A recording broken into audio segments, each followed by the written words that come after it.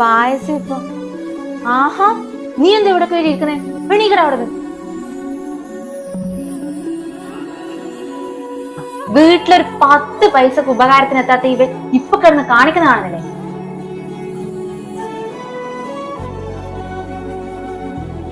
സാരമില്ല, ഓണല്ലേ, എന്തിനാ അവിടെ ഇരുന്നോട്ടെ.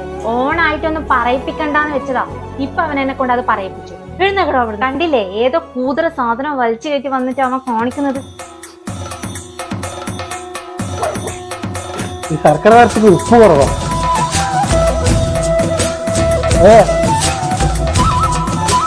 ഉറക്കം വരുന്നോലെ ഞാനൊന്ന് ഉറങ്ങട്ടെ. സ്വയം വിളിച്ചാൽ മതി.